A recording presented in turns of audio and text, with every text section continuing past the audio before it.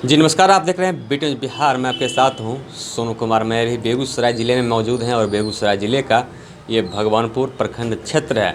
और ये जिस जगह पर हम अभी बैठे हुए हैं ये जगह है दामोदरपुर पंचायत और ये बसही गांव पड़ता है। और मेरे साथ प्रत्याशी हैं, पंचायत समिति प्रत्याशी हैं इनरदेव चंद्रवंशी जी। तो इनसे वार्तालाप करते हैं पंचायती मैटर को लेकर के। सबसे पहले हमारे न्यूज़ में आपका बहुत बहुत स्वागत है। बहुत बहुत धन्यवाद सर। पंचायत समिति पद से पर्व कर रहे हैं आप, जी जी, बहुत कैसा लग रहा है? बहुत अच्छा लग रहा है। लोगों का समर्थन मिल रहा है, हम लोग जा रहे हैं, लोगों से आशीर्वाद ले रहे हैं और उनका आशीर्वाद हम पर पूरा मिल रहा है। पूरा मिल रहा है। क्या लगता है इसको लेकर के? इसको लेकर लगता है कि इस बार जनता बदलाव चाह रही है, परिवर्तन चाह रही है, क्योंकि वह बहुत ही परेशान दिख रहे हैं और उनको लगता है कि युवा और शिक्षित उम्मीदवार नेतृत्व करे इस पंचायत समिति में और प्रखंड में जाकर अपना दायित्व निभाएं। क्या परेशानी किस बात को लेकर के है जनता को? जनता की परेशानी इस बात लेकर को है कि वो हर एक चीज़ मामले में कभी यहाँ के उम्मीदवार उनसे मिले नहीं, उनके दुख सुखों में साथ नहीं दिए और उनसे लगभग 4 सालों के बाद उनकी मुलाकात होती है और वह जाते हैं तो कहते हैं कि अब हमको माफ़ कीजिए, जो गलती सलती हुआ, अब अगले बार से हम अच्छे काम करेंगे। तो हम लोगों ने जब फील्ड में घूमा तो जनता से बात किया तो हम लोगों के बीच ये बात आई।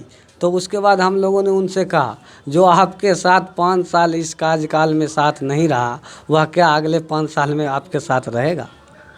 तो उन्होंने कहा बिल्कुल नहीं रहेगा। तो आप कहीं न कहीं प्रखंड में भी जाने का आप मन बनाए हैं या फिर जनता मन बनाई हुई है आपको भेजने का? जनता की मन है कि हमारे पंचायत समिति जीतकर प्रखंड में जाए और हमारे पंचायत के लोग प्रखंड का नेतृत्व कुशल ढंग से करें। क्या क्या पंचायत में कर दिखाने का आप जज्बा रख रहे हैं?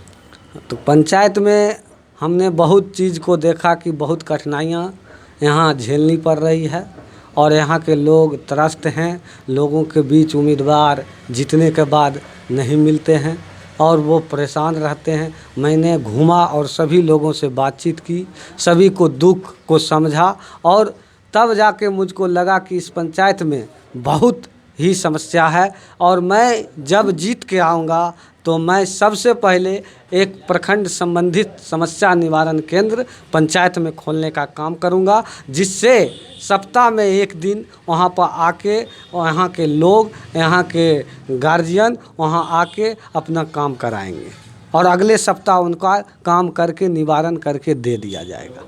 इसके साथ मैं बता देना चाहता हूं कि सभी लोग प्रतिनिधि जीत के आते हैं तो उनका रहता है योजना लूस खसोट में डूबे रहते हैं। मैं चाहता हूं इस बार युवा होने के नाते, शिक्षित होने के नाते इस पंचायत में जीत कर आऊँ और जनता का भी आशीर्वाद हमको पूरा मिल रहा है, क्योंकि वह परिवर्तन चाह रही है, वह परेशान है। उन लोगों के बीच जाते हैं तो वो लोग कहते हैं कि हमसे मिलने भी नहीं आते। तो मैं उनसे बोला कि मैं आपसे सब दिन मिलने के लिए आऊँगा और आपके दुख सुखों में साथ दूंगा और आपके कार्यों को मैं आपको पारदर्शी ढंग से रखने का काम करूंगा।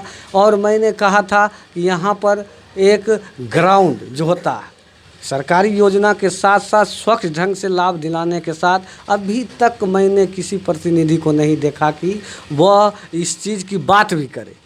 वो लोग बात करने के लिए तैयार नहीं हैं तो काम क्या करेंगे। मैंने कहा मैं युवा होने के नाते, शिक्षित होने के नाते यहाँ एक ग्राउंड दूंगा। मैं अब बच्चों के लिए सिलाई मशीन की व्यवस्था कराऊंगा, जहाँ बच्चियाँ यहाँ के सिलाई मशीन सीखे और सिलाई मशीन सीख के वो अपने रोज़गार से जुड़े। इसके साथ साथ मैं चाहता हूं कि यहाँ पर सर्वेक्षण कराया जाएगा कि इस पंचायत के जितने भी बच्चे हैं कौन गरीब परिवार से आते हैं, उनको उस शिक्षा के लिए हम लोग डेवलप करेंगे। चाहे BIT हो, NIT हो या BHU हो, उनमें गरीब बच्चों को भेजने का काम करूँगा।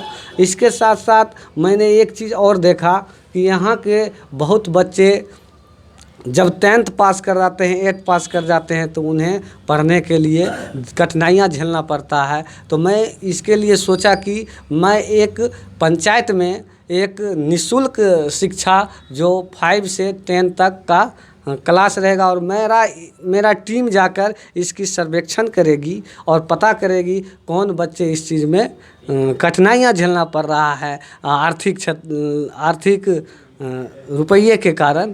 तो वो लोग को मैं सुपर 50 जिसको बोलता है, जैसे सुपर 30 होता है, सुपर 50 बच्चों को हम यहाँ निःशुल्क शिक्षा देने का काम करेंगे। इतना ही नहीं, मैं एग्रीकल्चर में NGO के माध्यम से हो या तकनीकी के माध्यम से हो, उनसे जुड़कर यहाँ एक बार में 4-3 फसल लगाने की प्रक्रिया टेक्निकल एग्रीकल्चर को लाऊंगा।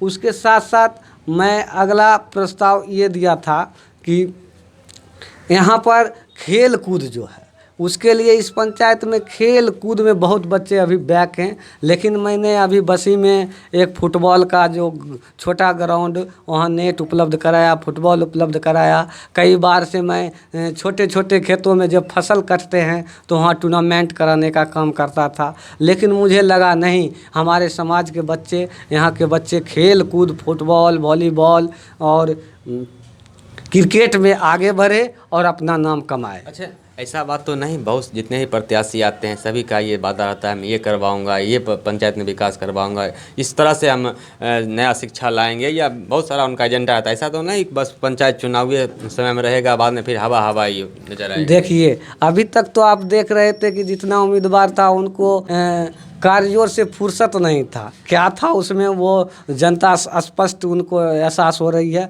लेकिन मैं एक जनता को विश्वास दिलाना चाहता हूँ। युवा होने के नाते, शिक्षित होने के नाते मैं स्वयं बता देना चाहता हूँ कि मैंने भोपाल से बीटेक किया और हिंदी ऑनर्स GD कॉलेज से किया था, और अभी मैं BEd लास्ट ईयर है यहाँ से MM रहमानी से। तो मैंने इसके बाद लॉ का तैयारी शुरू करने की अंदर आंतरिक इच्छा रखा हूँ, इसलिए कि मैं लॉ का तैयारी इसलिए करना चाहता हूँ कि इस समाज के जो गरीब तबके के लोग हैं उनका जो झूठा पूठा केस कराया जाता है उनका कौन लड़ाई लड़ेगा। अच्छा, जब आप इतने पढ़े लिखे हैं, इतने अभी युवा भी हैं, तो फिर चुनाव में क्यों आए, इस राजनीति में आना क्यों आप मुनासिब समझा? देखिए, मैंने देखा कि सभी प्रतिनिधि वही काम में फंसे रहते हैं। लोगों ने कहा आप थोड़ा मोड़ा किसी उच्च राजनीति से जुड़े हुए हैं, आप एक बार नेतृत्व कीजिए, आप में क्षमता है, आप कीजिएगा तो आपके माध्यम से अलग बदलाव इस समाज में आएगा और एक इतिहास रचने का काम होगा। अच्छा, लोग विश्वास कर रहे हैं, क्यों कर रहे हैं आप? इसलिए कर रहे हैं कि मैंने उन लोगों को बीच ये 5 साल जो मैंने उन लोगों के बीच दिया, राजनीति के साथ, पढ़ाई के साथ, सामाजिक वर्क, सोशल सेवा के साथ मैंने दिया, उन लोगों को लगता है यह लड़का आगे बढ़कर कोई कार्य अच्छा करेगा। पढ़ाई लिखाई में भी मैंने निःशुल्क अपने घर पर या बसी विद्यालय में या हमारे उच्च विद्यालय दामोदरपुर में मैंने कभी कभी जाकर बच्चों को निःशुल्क शिक्षा देने का काम किया था। जब आप इतना आप करने का वादा कर रहे हैं, इतना दावा कर रहे हैं, आप क्षेत्र को विकास के लिए इतनी आप जिम्मा उठाने को तैयार हैं, तो जनता क्या चाह रही है? जनता इस बार परिवर्तन चाह रही है और जनता के दिमाग में स्वयं बैठा हुआ है कि यह लड़का आएगा तो कुछ न कुछ इस पंचायत के लिए एक इतिहास बनाएगा। तो हम वो तो कुछ ही सोच रहे हैं, लेकिन मैं ये जनता को विश्वास दिलाता हूँ कि मैं सबसे पहले इस पंचायत में अमन चैन लाऊंगा, भेदभाव मिटाऊंगा और उसके साथ विकास का कार्य करूंगा। और सरकारी योजना पर जो है गरीब का जो सबसे पहला अधिकार बनता है, मैं पहले गरीब को दिलाने का काम करूंगा और शेष बचे लोगों का उसका सर्वेक्षण करके उसका लाभ दिलाने का काम करूंगा। क्या मैसेज क्या देंगे मेरे चैनल के माध्यम से, क्या कहना चाहेंगे दामोदरपुर पंचायत वासियों को? दामोदरपुर पंचायत वासियों को मैं कहना चाहूँगा कि सभी मतदाता बंधु को मैं एक बार नमन करता हूँ, आशीर्वाद आपसे लेना चाहता हूँ। आप एक बार मुझे इस पंचायत के लिए पंचायत समिति उम्मीदवार चुने। मैं विश्वास दिलाता हूँ कि मैंने जितने बातों को अपने लक्ष्य बना कर रखा हूँ आपके सामने खड़ा उतरूँगा। चलिए, हमसे बात करने के लिए शुक्रिया, धन्यवाद। देखिए, मेरे साथ थे दामोदरपुर पंचायत से हैं पंचायत समिति सदस्य, इस लोकतंत्र के महापर्व में अपनी हिस्सेदारी निभा रहे हैं और बहुत सारी इनकी मंशा है अपने क्षेत्रों में, अपने पंचायतों में काम कर दिखाने का, और इसे भी बता रहे हैं कि जनता का भी डिमांड है और मेरा कहीं ना कहीं मेरा भी मंशा है कि हम आगे प्रखंड में भी जाएं और जो भी घटी बढ़ी जो भी काम है उसको हम पूरा करने का काम करें, बस एक बार जनता का आशीर्वाद चाहिए। तो बने रहिए बिटोज बिहार के साथ। बिटोज बिहार के लिए बेगूसराय से सोनू कुमार की रिपोर्ट।